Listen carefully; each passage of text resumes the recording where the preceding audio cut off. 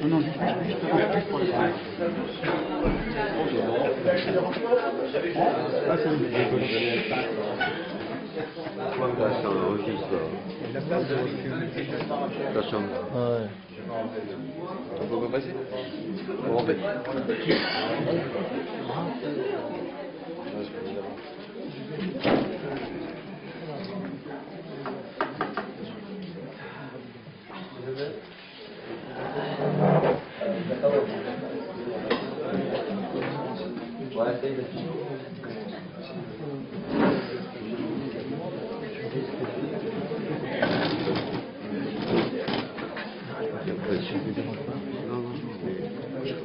Les gars cadrés là, faut pas mettre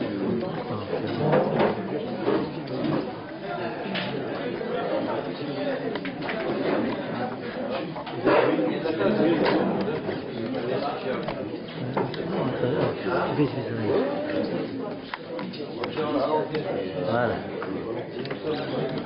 ou avec la table. On va essayer de faire. Non mais c'est bon, là, c'est pas. Tu vois là? Ouais.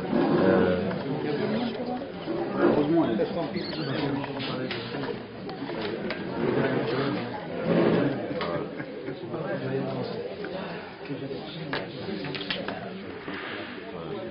Non, il faut le mettre plus près quand même. On va baisser un petit peu la table.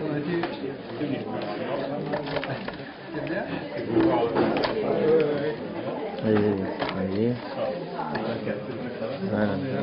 C'est bon là, tu peux fermer? Attends, non. Voilà, encore. Voilà, là c'est bon.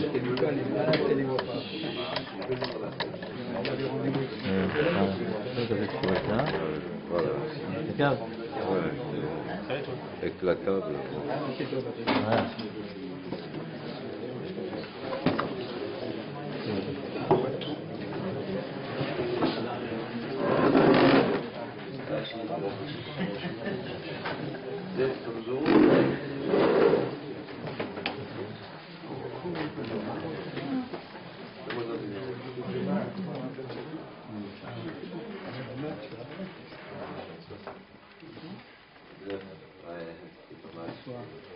Le téléphone est mieux. C'est 0.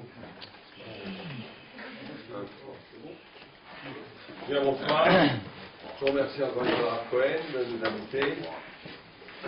C'est rare d'avoir moi qui sillonne très souvent la France, d'avoir un arabe de cette syndicoupe, donc ça prend conscience aussi de la chance et de la providence et de la Ashgacha pratique que Dieu envoie des personnes dans un endroit. Et on a parlé avec Rav Cohen, on avait fait avant la conférence 5 à 10 minutes de halakha, si on parle de comprendre ça comme ça cette fois. Et on va parler du halakha. Rapidement, on va introduire la conférence pour une session de halakha de 10 minutes. Et après, si vous attachez, si Dieu veut, on parlera de la thème que nous avons commencé, qui est Torah et société, quel rapport le juif entretient avec la société environnante. Donc sur la halakha, on va changer un thème qui est connu, mais qu'on va essayer de détailler en 10 minutes le plus précisément possible, qui est la notion de Pâques Bekisrin. Quand est-ce qu'on fait Mezonot, quand est-ce qu'on fait Motzi sur les pains, sur les gâteaux, etc. Donc la halakha, tout le monde le sait, que si on mange 1 gramme de pain, on doit faire un Motzi. Donc on mange 1 gramme. On ne fait Bert Amazon, la bracha de Bert Amazon, que si on mange 1 kazaï, ça veut dire 27 grammes de pain. Il faut faire très attention d'ailleurs par rapport à ça, qu'il faut manger ces 27 grammes de pain, Kedé Achidat Pras, c'est le temps de manger 3 ou 4 œufs, c'est des marloquettes. En gros, c'est les grandes discussions chez les poskim, quel est ce temps? Certaines disent 2 minutes, certaines disent 4 minutes, certaines disent 7 minutes, 9 minutes, il y a toutes les chitotes. La chita la plus récurrente, c'est 4 minutes, en gros, 4 minutes. Certains sont marqués en 2 minutes, mais en tous les cas, il est très important, quand on fait motzi, on veut faire le Beth Amazon, surtout pour les femmes et surtout pour les gens qui font des régimes, de manger le Shabbat, le kazaï, ça veut dire à peu près 28 grammes de pain, dans un espace de temps qui est 2 minutes ou 4 minutes. Mais si on mange son kazaï de pain en plus de 4 minutes, on rentre dans un sapek, Et si on mange en plus de 7 minutes, c'est sûr que bon, si on mange en plus que Achilat Prat, le Birkat Hamazon qu'on fait, c'est une bracha levatala. Puisqu'on est chayav du Birkat Hamazon que si on a mangé un kazai, c'est-à-dire 20 grammes, le temps de manger qui est 2 à 4 minutes, ça chacun prendra sa chita. La chita, on va dire 4 minutes, c'est la chita la plus courante en 4 minutes. Donc il faut faire très attention, quand on fait Motzi Shabbat, de manger ce kazai assez rapidement. Les tzadikim, ceux qui veulent être mariés, il faut même mieux, ils mangent un kazai sans parler, comme ça ils sont tranquilles. Ils mangent 28 grammes après le Motzi, sans parler, ils font la mitzvah de manger le kazai, ils sont vexés, il n'y a plus de problème après. Ça c'est pour le Birkat Hamazon, il faut manger un kazai. Pour la bracha de la Motzi des Féminares, comme toutes les brachas de Rishonot, il n'y a pas de shiur. Dès que je mange une miette de pain, je dois faire la Motzi des Féminares. Maintenant, pour ce qui est de se laver les mains, on est obligé de dire la bracha al netilat yadayim, mais là aussi peu de gens le savent, mais pourtant c'est là à la fin, que si on a mangé un kebetza, c'est encore plus, 2 kazai, qui est à peu près 56 grammes. Si on mange moins de 56 grammes de pain, on est obligé de faire netilat yadayim. Si on mange plus d'un kazai, plus de 27 grammes, mais moins de 56 grammes, plus de 28 grammes et moins de 27 grammes, au moins de 56 grammes, on est obligé de faire des netilat yadayim, mais on n'a pas le droit de dire la bracha al netilat yadayim. Ça fait bracha le hakel. Donc on doit dire la bracha al netilat yadayim que si on est sûr qu'on va manger au moins 56 grammes de pain. Si on va manger moins de ça, on fait l'acte de netilat yadayim, mais on ne dit pas la bracha. Moins la kebetza, on ne dit pas la bracha. Pourquoi? Parce que c'est une discussion. Moins la kazait, il n'y a pas de marloquette, c'est coulé alma. D'après tout le monde, on ne dit pas la bracha. Moins de 27 grammes. À partir de 27 grammes, certains disent oui, il faut faire la bracha, parce que c'est un kazait. On est traduit vers la Certains disent non, parce que le ochel, toute la notion des tchadaïm, c'est pour l'impureté. Or, l'impureté ne rentre pas dans les aliments, à moins d'un kebetza. Kebetza, c'est à peu près le shiur d'un œuf, qui est 56 grammes. Donc, si on mange moins de 56 grammes, énormément de vues, dans la Mishnah, on ne doit pas faire un tchadaïm. Comme c'est un safek bracha le hakel. Dans un doute, on ne fait pas la bénédiction. Donc, on ne fait pas la bracha al tchadaïm si on mange moins de 56 grammes de pain. Par contre, on fait l'acte de netilat yadayim, même si on mange moins de 56 grammes de pain.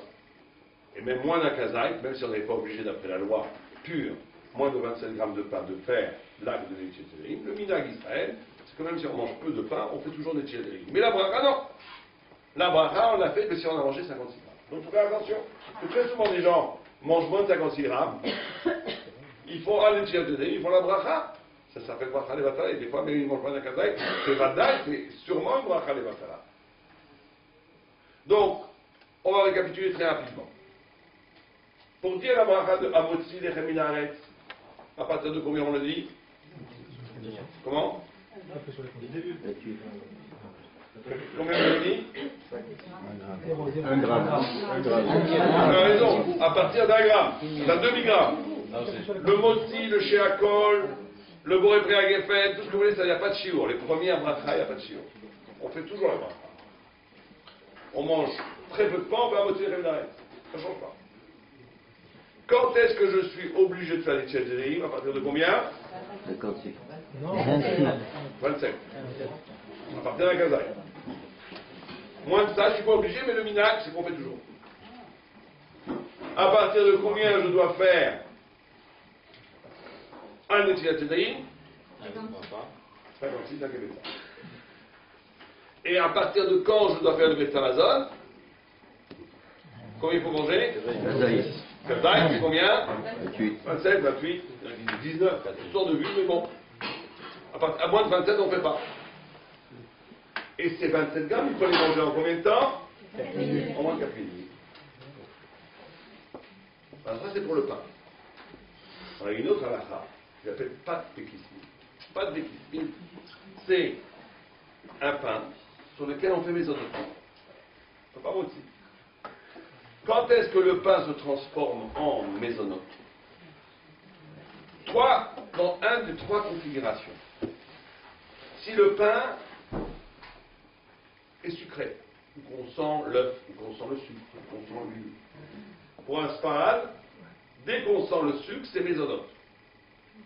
Je passe un ashkénaze ici. Pour un ashkénaze, le pain devient mésonote que s'il y a une majorité, on prend les liquides qui ont été injectés dans la pâte, dans la farine. Si les liquides majoritairement ne sont pas de l'eau, à ce moment-là, ça devient mésonote. Si les liquides sont majoritairement de l'eau, même si on sent le goût du sucre, pour un ashkénaze, on fait motzi. C'est pour ça que pour les ashkénazes, on a le minag d'avoir une chala betuka, une chala sucrée. Mais pour un sfarad, une chala sucrée, c'est mésonote. Dès qu'on sort le sucre, c'est mésonote. Faire attention, il va mettre au sucre. Ça s'appelle pâte békismine. Une des trois conditions, c'est une des trois configurations de pâte békismine, c'est quand le pain est sucré.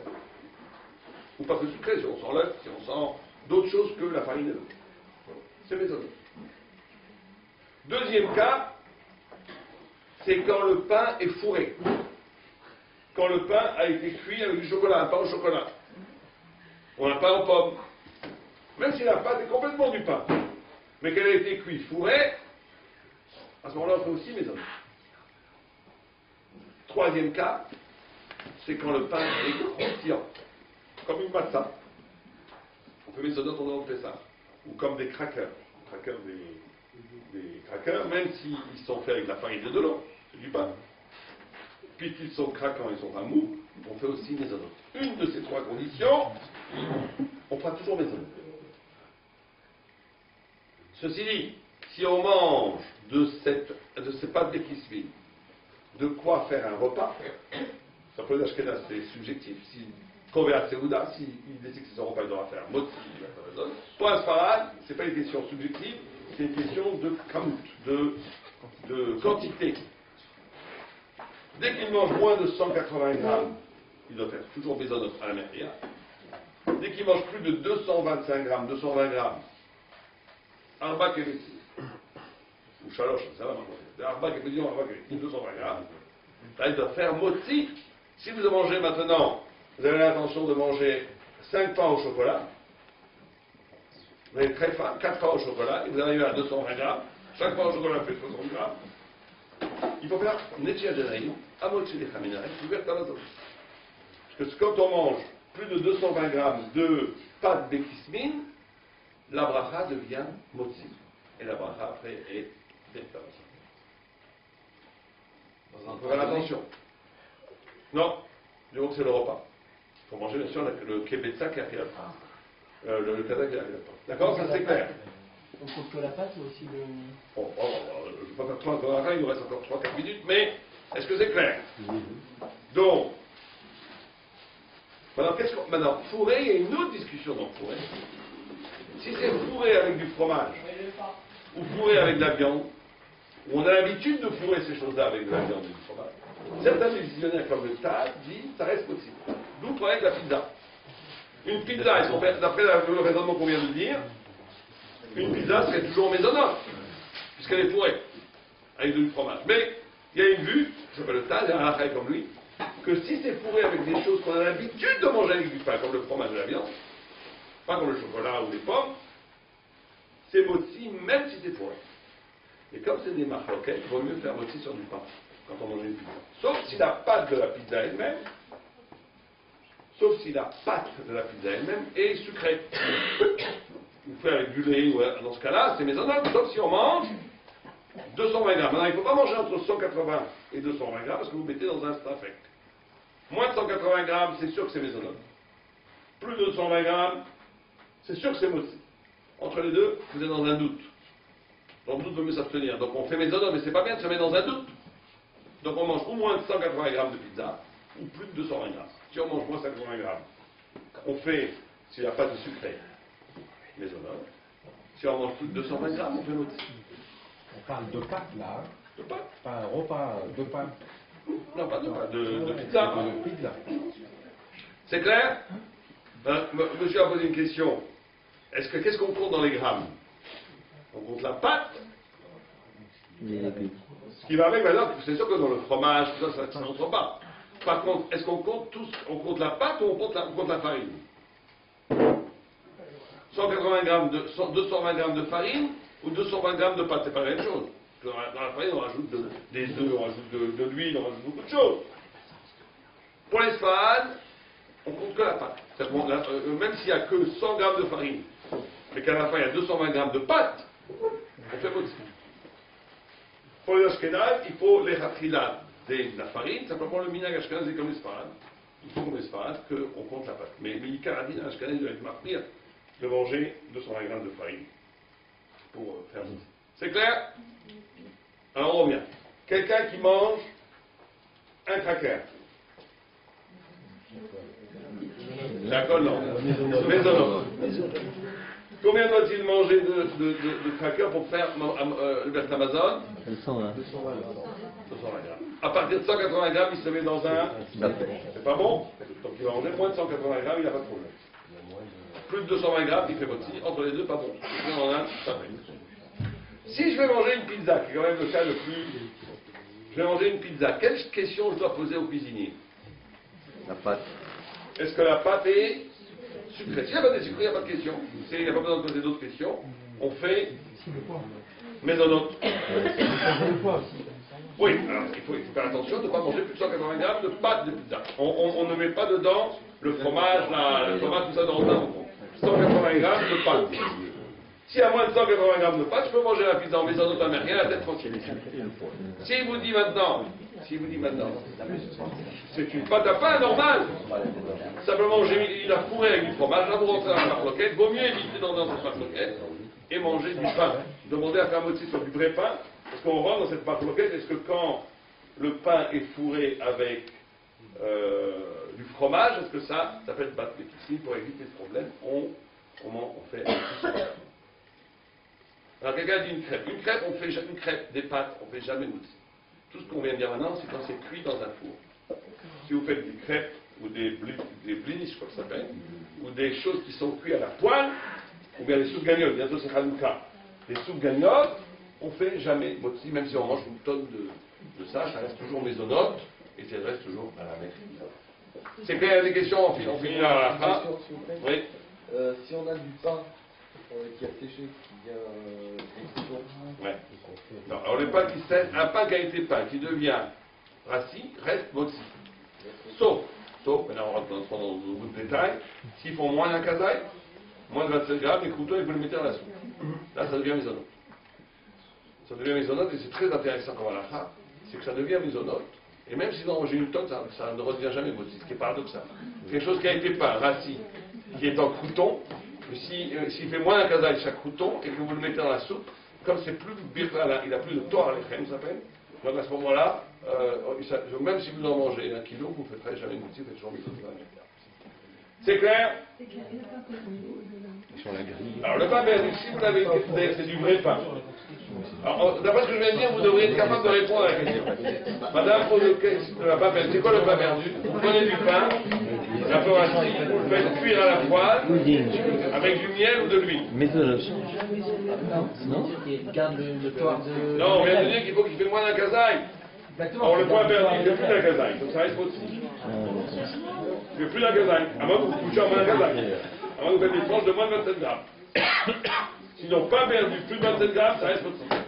Les pâtes, Les pâtes, c'est toujours maisonnot. à l'origine, c'est du pain. Les pâtes? Non, le pain perdu. Mais pour que le pain rassis redevienne maisonnot, il faut 2 conditions. Il faut 1, le cuire dans un liquide, du lait, et 2, qu'il fasse moins d'un kazaï. S'il ne fait plus d'un kazaï, il ne perd pas son digne de motzi, à moins qu'il soit complètement effiloché, ça devient plus du pain. Mais du moment qu'il reste comme une brique, comme un pain, comme ça entier, s'il ne fait plus d'un kazaï, ça reste motzi. Sur la grillée, il est croustillant même. Ouais, mais ça reste motzi, grillé, ça reste motzi. Même qu'il est croustillant. Même s'il est moins d'un kazaï, ça ne change pas. Il faut qu'il soit cuit dans un liquide et qu'il fasse moins d'un kazaï pour faire maisonnot sur un motzi. C'est clair ou pas? Comment? Non, tremper dans le lait, c'est encore un autre problème. Il faut qu'il soit dans la cuillère chaude. Vous l'avez cuit dans un kéli qui a été sur le feu ou qui est sur le feu. Si vous le mettez dans votre soupe, même s'il y a moins d'un kazaï, ça reste possible. Ça fait très attention. Les croutons, il faut les mettre dans la soupe. Cuirichonne, sinon ça s'appelle pas même bouchage. Oui, chérie. Alors, si vous le mettez dans votre soupe, ça reste possible. Il ne faut pas mettre dans la soupe, il faut le mettre dans la casserole, qui est sur le four, qui est sorti du feu. Ça s'appelle cuirichonne. Si vous l'avez mis dans votre assiette qui est déjà cliché, ça reste votre lit. Ah ouais, d'accord, ça change tout. Ah bah oui. Ah ouais. Bien. C'est clair, d'autres questions? Dernière question. Dernière question, allez-y. Une pizza chausson. Quelle serait la bracha pour une pizza qu'on a pliée en deux, qu'on a fait comme un chausson comme? Ah, on a mis la Non, une pizza à légumes, ça change pas. mais qu'on a pliée en deux, qu'on mange en chausson. Vous avez toujours la vue du tas, souvent que le fromage n'enlève pas le pas d'équilibre, donc vous rentrez dans un sapin pour faire moitié sur un bout de pain. Ah, puis vous, qu'elle est pliée en deux comme un chausson? Ça change rien. C'est pour qu'elle soit pliée en deux, reste dessus, ça change pas du tout. Donc c'est cuit ensemble, ça fait pas de cuit. Bien, alors on va commencer Torah et Société. C'est clair pour la Pas de questions? Pas de questions? Très bien. Et le millefeuille. Pour Raviv, pour moi, c'est la crème. Non, mais pas je mes autres. C'est toujours mes autres. Non, maintenant il y a une autre question. Quand est-ce qu'on fait mes autres à la fin d'un repas, quand vous avez fait aussi? Quand est-ce qu'on fait mes autres à la fin du repas, quand on a fait aussi? Pourquoi? Un gâteau à la fin d'un repas, quand est-ce qu'on fait mes autres dessus? Quand on a fait moussi. Quand on a fait moussi. Non, après Birkat, bien sûr. C'est avant ou Non, mais après Birkat. Avant Birkat, est-ce qu'à un moment on fait mes zonotes? Il y a les trois conditions que je viens de vous indiquer. Sinon on ne fait pas mes zonotes.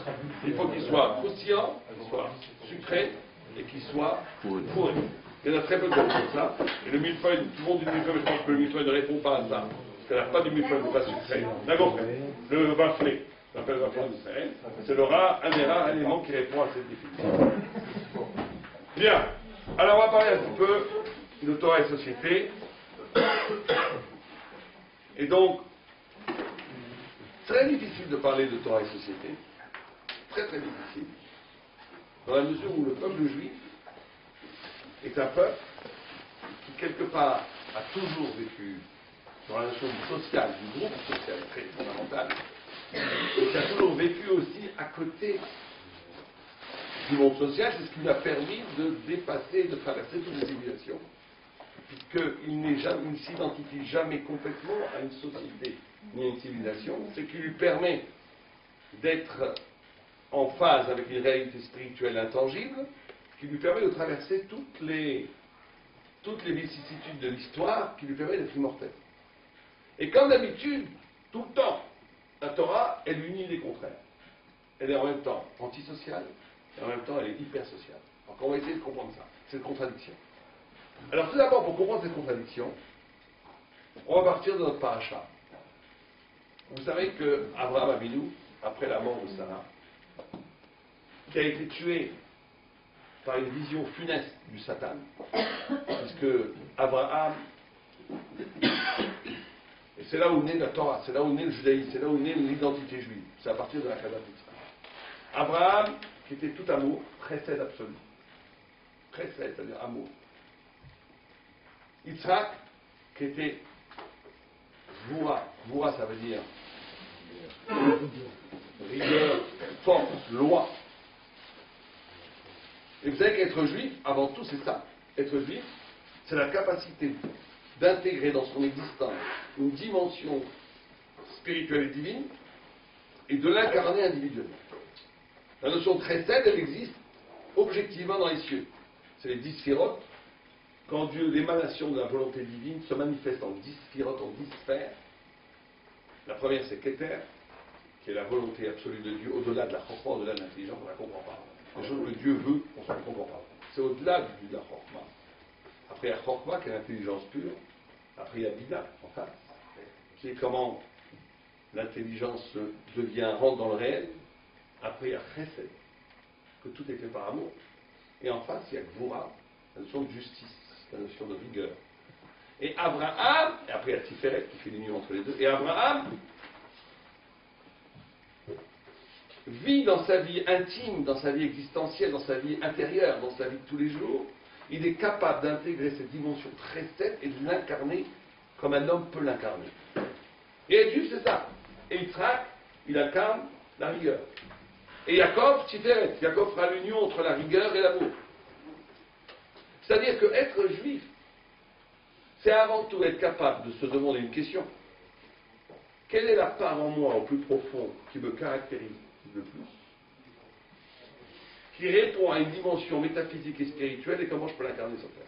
Et chacun d'entre nous ici a une signature spirituelle, une identité profonde, spirituelle, qui le caractérise de façon absolue. Bien sûr qu'il y a des gens plus proches que d'autres. Mais chacun d'entre nous ici a une dimension qui n'a jamais été créée ni avant et qui ne sera pas créée après. Et il se doit de dire comment, à partir de cette dimension, je peux générer de la Torah. Et c'est une des questions qu'on va nous poser après la mort. Dieu a dit, je t'ai créé blanc, soit je t'ai créé rouge, soit je t'ai créé bleu, soit je t'ai créé mauve. Est-ce que ton blanc a créé la Torah blanche? Est-ce que ton mauve a créé la Torah mauve? Est-ce que tu as été capable de penser et de servir à Kadosh Baruch Hu, le Sabbat initiative, à partir de la spécificité poétique, identitaire, spirituelle que j'ai greffée à l'intérieur de ton âme? Et être juste, c'est ça. Abraham Avinu, il a été tellement au bout de cette vida qu'il avait en lui, de cette dimension qu'il avait en lui, d'amour, qu'il a découvert que le monde est amour et que Dieu a créé le monde. C'est ça la différence entre les goïms et les juifs. Les goïms, comme ils veulent l'universel par l'extérieur, ils arrivent au concept à partir de la logique. Un plus simple pour deux partout. Ici en Afrique, en Inde. Le juif, c'est pas comme ça, il arrive à la logique, mais il arrive au concept quand il va au bout de ses midotes, au bout de son trait de caractère intérieur. Et chacun d'entre nous a un trait de caractère qui lui est propre, qu'il se doit de développer jusqu'au bout pour accoucher d'une déa, d'une idée. D'une idée, ça veut dire d'un conceptoré, ce qu'on appelle un svara. Svara, la malikra, la Gemara. Si tu as une idée, tu n'as pas besoin de pasouk. Tu n'as pas besoin de Torah. Pourquoi? Parce que l'idée que tu génères à partir de toi-même, si tu es de toi-même vrai, de toi-même de la Neshama, c'est la Torah. Svara, la malikra. Et Abraham, amour absolu. Yitzhak, rigueur absolue. La rigueur absolue poussée au bout. Si Abraham, à partir de l'amour, a découvert que Dieu a créé le monde, il s'est dit, si tout est amour, le monde lui-même est un acte qui a été créé par amour, donc Dieu est créateur. Yitzhak, c'est la rigueur. Il a poussé tellement loin qu'il a dit, si tout est justice, le monde devra rendre compte de la justice. Il a compris le Mashiach, le Messie. Il a découvert le Messie. Il a révélé la notion eschatologique, messianique de l'univers. Donc c'est leur identité absolue. Qu'est-ce que Dieu leur demande? Il dit à Abraham, toi qui es tout amour, je vais te demander de faire une chose, tu vas prendre ton fils, tu vas le tuer. Il n'y a pas plus anti-amour que ça. Yitzhak qui est tout rigueur, justice, on lui dit, toi qui es tout rigueur, justice, on va te demander quelque chose, un acte d'amour, donne ta vie. Sans discuter, rien. Et les deux le font. À ce moment-là, l'identité juive est née. C'est la différence entre un juif et un goy. Un goy peut être très spirituel. Il peut être spirituel, il peut être même plus spirituel que nous. Mais il ne sera jamais kadosh. Kadosh, ça veut dire séparé. Séparé, ça veut dire être capable de faire un acte qui n'est pas déterminé par un cheminement même spirituel. N'importe quel goy aurait dit, si Abraham était resté goy, il aurait dit, moi je ne peux pas tuer mon fils, je suis tout amour. Tu me demandes quelque chose qui est impossible pour moi, c'est le contraire de ce que je suis. Et Yitzhak aurait dû dire, mais moi je ne peux pas donner ma vie gratuitement. Il aurait commencé à faire un pitbull. Moi je suis la loi, la rigueur. Toi-même tu as interdit les sacrifices humains, ça ne marche pas comme ça, etc. Rien du tout. Ils ont annulé leur identité pour se jeter dans une nouvelle identité qui est quoi? Qui est la fidélité à Dieu. Au-delà même d'eux-mêmes.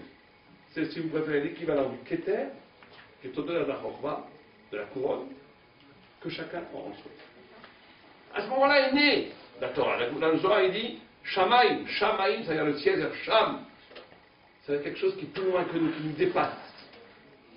Le judaïsme est né à cet instant. Le judaïsme, la Torah est née dans l'être humain à cet instant. La Torah existe avant le monde. Mais elle a été incarnée existentiellement par des hommes à cet instant.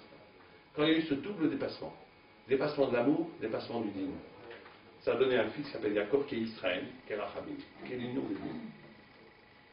Or, Sarah Imenu, quand elle a vu ça, elle en est morte. Parce que le Satan, frustré, entre guillemets, de la réussite extraordinaire d'Abraham et d'Isaac, il s'est quand même vengé. Sarah était tranquille, il lui a montré en une vision prophétique Abraham avec le couteau allant égorger Isaac. Elle a vu ça, crise cardiaque, elle est morte. Elle est morte. Elle est morte de l'impossibilité d'accéder à cette Kedusha. C'était trop. Et d'ailleurs, un des pshats qu'on donne, c'est que pourquoi Abraham a voulu enterrer Sarah dans Marat Marpella, c'était pour lui faire le tikkun de la Kedusha. Parce que Marat Marpella, c'est le lieu où la Kedusha est là, absolument là, à Hebron. Et Rabbeinu Yonah, il nous dit, on va commencer avec ça, que tous les Rishonim disent que la dernière épreuve, vous savez qu'il y a eu 10 épreuves pour Abraham Avinu, graduelles, l'une plus haute que l'autre, plus difficile que l'autre. Tout le monde dit que la dernière épreuve, c'est laquelle? C'est Agadat Yitzhak. Agadat Yitzhak, c'est l'épreuve la plus dure. Puis Rabbeinu Yonah, il dit non, la dernière épreuve, c'est pas la Agadat Yitzhak. C'est quoi alors? C'est le fait qu'il a été obligé d'acheter et de marchander avec Shrem, avec Ephron, l'achat du caveau des patriarches. Quand vous les regardez là, vous voyez, c'est plus difficile de négocier l'achat d'un terrain que de tuer son fils. C'est plus difficile. Et en plus, c'est même pas compréhensible. Dans la mesure où Abraham lui-même savait que la promesse que Dieu avait faite de donner la terre, c'était pour le futur. Puisque les bergers de Lot se disputaient avec les bergers d'Abraham sur ça. Les bergers de Lot volaient la terre des Goïms de l'époque. Et ils disaient Dieu a promis la terre. Et Abraham n'a pas de descendants, donc c'est nous les héritiers, donc on prend la terre. Et les bergers d'Abraham, sous l'enseignement d'Abraham, lui disaient mais non, Dieu nous a promis la terre au futur, pour le moment vous n'avez pas le droit de prendre la terre en Goïm. C'est pas le moment encore. Donc Abraham savait qu'il ne devait pas prendre la terre. Il le savait. Donc s'il le savait, pourquoi c'est une épreuve de devoir acheter un terrain qui sait qu'il n'est pas encore à lui? C'est incompréhensible. Abraham est celui qui sert Dieu sous le nom qui s'appelle Shakai. On ne dit pas c'est Dai. Shakai, qu'il faut prononcer avec Dai, c'est suffisant. Dieu a énormément de noms qui révèlent des différentes révélations de la volonté de Dieu. Une des façons de servir Dieu, c'est Shakai. C'est quoi Shakai? Tu te contentes de la promesse. La promesse, chez Abraham, elle existe déjà. La promesse de Dieu, c'est pas quelque chose qui va probablement venir. C'est quelque chose qui, comme elle vient de Dieu, qui existe déjà. Et Abraham est quelqu'un qui vit dans la promesse, donc il n'a pas de problème d'avoir acheté une terre maintenant. C'est ce que dira plus tard Dieu à Moïse. Il disait, moi je me suis révélé au patriarche que sous la forme de la promesse, ils m'ont cru. Et toi, mon cher Rabbeinu, c'était le contraire. Mon cher Rabbeinu, c'était le temps de la réalisation messianique. C'est pas le moment des promesses. Il fallait sortir d'Égypte. C'est le temps de la réalisation. Mais Abraham, c'est pas le temps de la réalisation, c'est le temps de la promesse. Donc c'est pas une épreuve, ou est-ce que c'est une plus grande épreuve? Et le Maral nous dit une chose extraordinaire. Il dit c'est la plus grande épreuve. Pourquoi? Parce que justement, Marat Marpella, ça va nous amener à une thématique, c'est le lieu du double. C'est-à-dire quoi le lieu du double? Marpella, Kapoul. C'est quoi le double? Le double en Torah, c'est pas un plus simple. Le double, c'est la même chose deux fois. C'est la même chose en une double dimension. Une dimension de Olam Hazé, une dimension de Olam Haba. Vayatzar, il y a deux yud dans la création de l'homme. Il y a une sorte de faute d'orthographe. Quand on a créé l'homme, il y a deux yud. Alors que chaque fois qu'il y a écrit Vayatzar, pour les animaux, il y a un seul yud. Rachid dit, il y a énormément d'explications. Qu'est-ce que c'est deux yud? Un qui dit c'est le féminin, le masculin, l'autre qui dit c'est le haut et le bas, l'un qui dit c'est les Yetzara, énormément d'explications. Mais Rachid dit, deux yud, c'est Olam Haba, Olam Hazé. L'homme est composé d'une double entité. Il est capable de vivre au même instant le Olam Hazé et le Olam Haba. Les deux en même temps, au même instant. Au point où que Moshe Rabbeinu, quand il devait mourir à 120 ans, Dieu a envoyé l'ange de la mort. L'ange de la mort tournait autour de Moshe. Il ne pouvait pas l'attraper. Moshe avait le bâton avec lequel il avait ouvert la mer Rouge. Clac, il frappait l'ange de la mort. Tchou, il remontait en haut. Il dit, je ne peux pas l'attraper. Pourquoi est-ce que l'ange de la mort, par où il passe pour tuer? Vous savez par où il passe? Par où il passe l'ange de la mort? Pour attraper les gens. Par où il passe? Personne ne sait? Non. Vous êtes tous des syndiqués si vous ne savez pas. Il passe par la faille que la Vera a faite. On dit un peu du Lachon Hara, clac, petite fissure. Quelqu'un, il est fatigué au travail, il a besoin d'un petit sourire, vous lui faites la tête, schlock, grosse fissure. Votre mari rentre fatigué, vous lui lancez une bonne schlac, grosse fissure. Votre femme est fatiguée, au lieu de l'aider, vous lui faites une remarque désobligeante, c'est pas prêt assez vite. Très grosse fissure. Les avérotes créent des fissures dans l'âme sur lesquelles la mort rentre. Quelqu'un qui n'a jamais fait d'avérote comme Moshe, il n'y a pas de fissure. L'ange de la mort ne peut pas rentrer, pas chaud. Immortel. Un tzaddik, l'ange de la mort ne peut pas rentrer. Un tzaddik d'amour. Il ne peut pas rentrer. Par définition, il n'y a pas de faille. Alors Dieu il dit, si l'ange de la mort ne peut pas amener Moshe, je vais parler directement à sa Neshama. Et Moshe ne parle à la Neshama, il dit à la Neshama, non, viens à la Baba extraordinaire, t'attends là-haut. Là, la Neshama, elle dit, mais moi je suis très bien dans le corps de Moshe, je n'ai pas besoin de parler.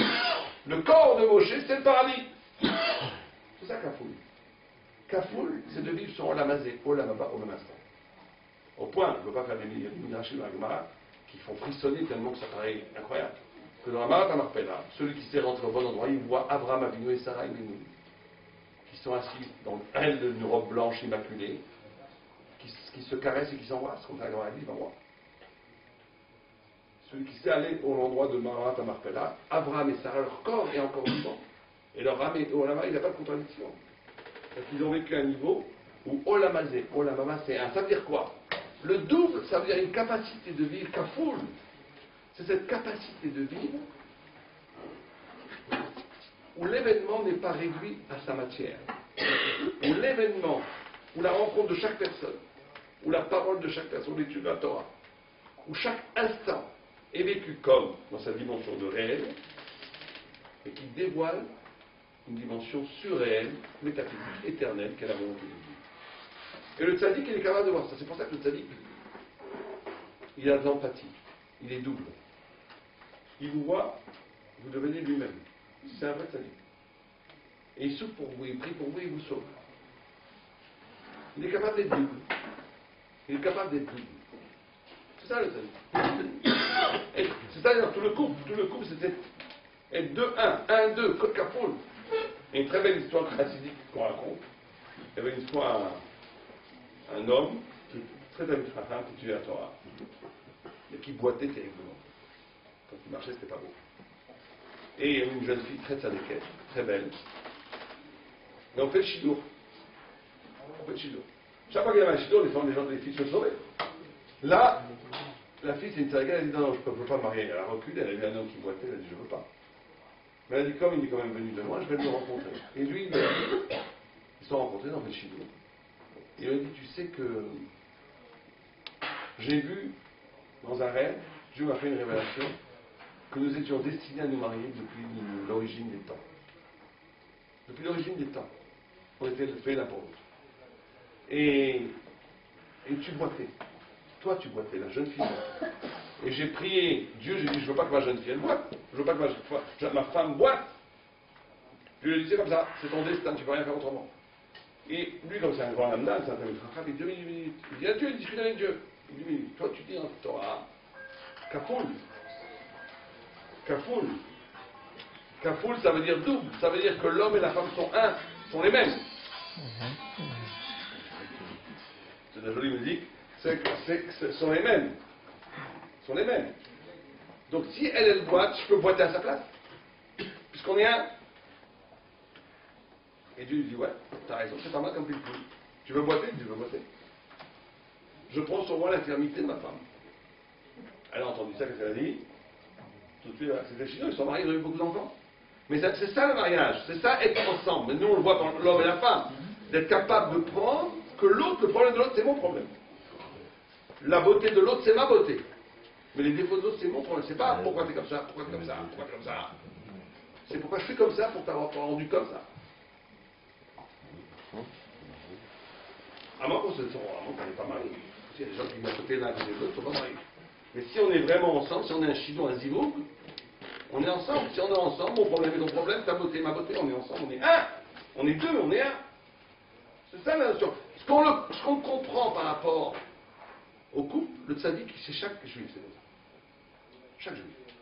Vous allez voir Raphaël Kenefki, chaque juif, il prie pour lui comme c'était lui. J'ai eu dans ma communauté un problème, à Paris. Un homme est venu me voir, il y a 3 jours, je vous raconte une histoire qui s'est passée là maintenant. Un homme est venu me voir, il dit mon petit fils est très très malade. À l'article de la mort. Maladie, une maladie très grave, incurable. Qu'est-ce que vous voulez faire? Moi, je peux rien faire. Il dit, mais qu'est-ce qu'on fait? Allez voir Raphaël Kinski, on ne sait jamais. Il a pris l'avion, il était voir Raphaël Kinski. Donc Kinski lui a dit, il réfléchit les mains. Il réfléchit bonne santé. Il est revenu sur tout il lui a dit, pourquoi tu reviens? Je t'ai donné la bracha. Il dit, oui, je voudrais une autre bracha. Il dit, rien du tout. Pas d'autre bracha. Il réfléchit les mains, retourne. Il est retourné il y a une semaine à Paris. Des médecins ont fait des analyses de sang, il n'y a aucune maladie. Comment il fait ça, cet homme? C'est pas après l'histoire que j'en pose de Raphaël Kinski. Parce que lui, quand il vous voit, il pleure. Lui, quand il vous voit, il est double, il est cafoule. Il prend votre vie comme lui. Lui, c'est vous. Ça va, tu aimeras ton prochain comme toi-même, pas de l'amour charité chrétienne. De loin, on envoie des billets. C'est que ton problème et mon problème, c'est vraiment mon problème. Et quand Raphaël Kinski prie, c'est comme s'il priait pour lui-même, quand il prie pour vous. Et quand Raphaël Kinski prie pour lui-même, Dieu écoute. C'est ça, c'est tout, c'est ça le secret. Comme ça qu'ils font les miracles, les politiques. Comme ça qu'ils font les miracles. Donc le double, c'est ça. Le double, c'est comment? Dans Olamazé, il y a Olamaba. Dans Olamaba, il y a Olamazé. Les deux en même temps. Et c'est pour ça que l'épreuve d'acheter la Marat Marpella, c'était la plus difficile. Pourquoi? Parce que c'est Torah et société. Ça veut dire quoi? Il arrive toute sa Torah. Tout un doucha. Imagine quelqu'un qui a un doucha, le double, il voit Dieu partout. D'un coup, on lui dit, business, combien tu veux? 400 shekels, 200 shekels. Vous rentrez dans un business mercantile. La plus grande difficulté pour le tzaddik, et même pour nous tous, c'est comment, pour nous tous, on a tous vécu cette épreuve. C'est comment, à un moment donné, notre plus grande spiritualité se confronte à une réalité absolument médiocre. On se dit, c'est pas possible. Vous faites une yeshiva, ça devient la politique. L'autre il veut ça, l'autre il veut le pouvoir, l'autre il veut le kavod. Je comprends pas, on regarde la Torah, tout d'un coup, on est comme l'égoïme. On veut faire des cacheroutes, l'autre il dit, vous faites une cacheroute, tu me voles ma part ça. Une autre cacheroute contre cacheroute. On est où là? On est dans le business casino contre Monoprix. Au cœur même du système thoraïque, on reproduit les schémas les plus médiocres, les plus nuls. C'est la plus grande épreuve. C'est plus difficile de surmonter cette épreuve que quand Dieu demande ton fils. Parce que quand Dieu demande ton fils, tu dis Dieu a tout créé, c'est ce qu'il fait. Bon, là-bas c'est très dur, mais bon, à la limite on comprend. C'est très extraordinaire ce qu'a fait Abraham, mais c'est Dieu qui me le demande. Je ne suis pas plus intelligent que Dieu, je le fais. On peut comprendre. Mais quand on est au cœur même de la spiritualité, qu'au cœur même de la spiritualité, le réel te renvoie, là où tu es devant Marat Marpella, tu es devant le lieu du nous, le lieu où le Olam Haba et le Olam Hazé ne font plus qu'un, mais qu'il se présente à toi sous une forme complètement dépravée du Olam Hazé, hein, c'est devenu du business mercantile, de l'immobilier. C'est la plus grande épreuve. C'est la plus grande difficulté. Alors pourquoi Hachem fait ça? Ça arrive toujours, ça, vous savez, c'est très extraordinaire. Il y a des gens, ceux qui travaillent sur leur midot, bon, en Israël, j'en vois plein, ils travaillent chaque fois sur la colère, de ne pas se mettre en colère et tout. Et la fois quand ils sentent qu'ils sont arrivés, le soir même, il y a la plus grande engueulade avec leur femme. Ça arrive jamais. Pourquoi? C'est comme ça. Alors pourquoi Dieu fait ça? Pourquoi quand tu vois que ça va marcher, c'est à ce moment-là que ça marche pas. Parce que justement, c'est ça la notion du kafoun. C'est qu'Hachem ne veut pas que tu t'évades dans un système spirituel qui est détaché du monde. Et il ne veut pas que le monde soit abandonné par les gens spirituels. Il veut que la Torah alimente le monde, fait que le monde soit sanctifié par la Torah. Et il veut que le monde soit une révélation de la Torah. Le Rambam, il dit, comment est-ce qu'on reconnaît la Torah? On regarde dans la nature. Comment on connaît Dieu en regardant la nature? En regardant le monde, on arrive à la Torah. En étudiant la Torah, on est capable de sanctifier le monde. Donc la première chose dans Torah et société, c'est qu'il y a ce lien fondamental entre la Torah et l'être, et la vie. Et tous les actes de la société de la journée, tous les actes quotidiens. Comment, quand on est capable de traverser cette épreuve, c'est ce qu'a fait Abraham. C'est de dire même, très souvent quand ça se passe comme ça, il faut repartir à zéro, c'est pas grave. Il faut accepter qu'il y a de la lumière même dans l'écorce, qu'il y a de la lumière même dans les situations les plus graves, les plus embêtantes, les plus nulles, les plus médiocres. Oui, mais c'est pas grave, parce que sinon on se fait un jeu de la grandeur. On dit, je repars dans cette médiocrité même, je me reconstruis, je fais un lien avec Dieu. Et là on devient infiniment plus grand que si on était resté dans l'illusion de la grandeur. C'est quand quelqu'un, c'est ça le pshat, quand ça dit qu'il tombe cette fois, il se relève. Il y a écrit dans le passage, quand ça dit qu'il tombe cette fois, il se relève. Il faut qu'il tombe cette fois. Parce que s'il reste toujours debout, il voit tout d'en haut, il voit tout d'en haut, il n'y a plus qu'à foule, il n'y a plus que l'âme d'en haut, il n'y a plus que l'âme spirituelle, il ne voit pas le monde. Donc il se relève, parce qu'il repart. Et c'est ça notre travail, nous, ne pas être découragé par la mesquinerie de la vie, parce que la mesquinerie de la vie elle-même peut être l'occasion de grandir. Si on est capable de traduire en Torah. Parce que tout est traduit. On peut tout traduire en termes spirituels, on peut tout traduire en épreuve, on peut tout traduire en Torah, on peut tout traduire en challenge spirituel. Et c'est ça le travail qu'on doit faire quotidiennement, tous les jours. C'est le travail qu'un juif doit faire pour devenir grand. S'il reste que dans la hauteur conceptuelle, spirituelle, sans passer par l'épreuve du réel, il n'est pas grand, il est petit. Et vous ne verrez jamais ça chez les goïs. Chez les goïs, il n'y a pas ce cafou. Un goï, il est complètement ramazé ou complètement ramazé. C'est pour ça qu'un goï, il peut amener quel corban un goï peut amener? Une holocauste. L'holocauste était complètement brûlé. Il peut amener un corban comme ça, un goï. Mais des shlamim, c'est un corban qui était mangé une partie par l'Israël, une partie par le Kohen, une partie a été brûlée sur l'autel du temple. Un goï ne peut pas nous expliquer, on ne comprend pas un goï. C'est tout spirituel, tout brûle vers Dieu. Nous, oui, on fait aussi l'holocauste. Mais on fait aussi shlamim. Shlamim, ça veut dire qu'on a une spiritualité où je mange la viande qui était. Une partie du sacrifice est mangée par le Baal, par celui qui amène le corban, une autre par les Kohen, une autre par le Misbéach. C'est pour ça que ça s'appelle shlamim, le shalom. C'est shalem. C'est une capacité d'intégrer le monde réel dans la Avodat Hashem. Et que le monde réel ne t'absorbe pas. C'est ça la grande difficulté. Être capable de rentrer dans les rouages de la société et de rester stable. Comment on va faire? Quelqu'un dans le monde du travail, dans le monde du business, il est à Wall Street, il est dans le business, il est, qu'on appelle à Londres, dans la City, et il reste un juif caché. Ah, ça c'est grand.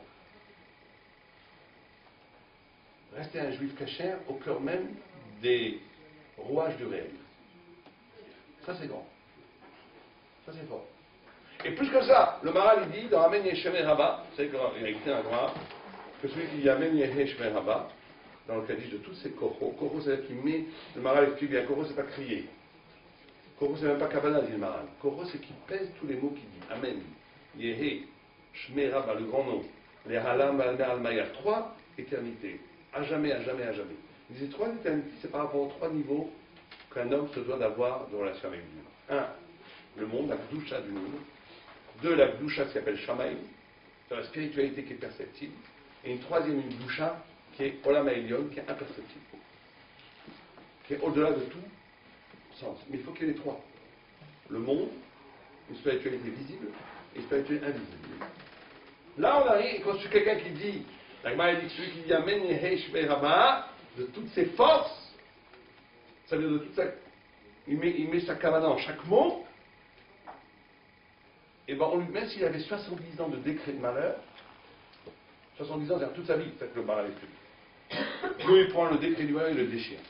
Il n'y a plus de malheur. Pourquoi? Parce qu'il s'est mis à un niveau qui dépasse l'être.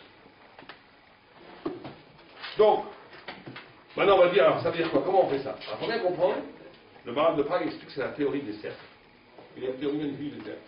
Il dit la Torah est au milieu. Et après tout ce qui tourne, si la Torah c'est toujours le centre, il n'y a pas de problème. On peut être dans le social, on peut faire des choses, on peut faire du business, on peut même connaître la culture, même étudier la philosophie, tout ce que vous voulez. Et du moment que la Torah est toujours le centre, dès qu'on déplace le centre, dès que la Torah n'est pas le centre, alors ça devient une catastrophe. Ça veut dire qu'il faut, et c'est ça le problème. Maintenant, tout le problème, c'est comment on va avoir cette relation avec le réel, avec le social. On va pas, après, on va finir avec 2 ou 3 exemples très importants, concrètement. Pour comprendre ça, on va donner 2 exemples fondamentaux. C'est que tout le monde connaît le premier Rashi. Le premier Rashi dit que la Torah aurait dû commencer quand? Où? À Rosh Chodesh. Drôle de Rashi. Le Rashi aurait voulu que la Torah ne commence quand on fasse l'économie dans la Torah de tout Bereshit, Abraham, Isaac, Jacob, Moshe Rabbeinu, l'exil d'Égypte, tout. Alors on dit non. Rashi voulait mettre ça dans la Torah orale, pas dans la Torah écrite. Pourquoi? Parce que Rashi dit le juif, son territoire où il habite, c'est où? C'est dans les mitzvot, c'est en Dieu. Les mitzvot, c'est notre territoire, c'est notre patrie. Les goïms, ils ont la terre, nous on a la Torah. C'est pour ça qu'on est éternel. C'est pour ça qu'on ne pourra jamais. C'est pour ça qu'on est toujours là. C'est qu'on est toujours là. Et on sera toujours là à Israël. En Israël, comme il est dit, au nom de Dieu, il est éternel. C'est extraordinaire. Parce que tout le monde a toujours prévu la mort des Juifs. Et ceux qui ont prévu notre mort, ils sont morts depuis longtemps, et nous on est toujours là. Yaakov, c'est une des appellations de Yud, ça veut dire futur, Kov, ça veut dire mort, malédiction. Yud Kov, Yaakov, c'est celui qui donne du futur à celui qui est donné pour mort. C'est ça une Juif. On en était au temps des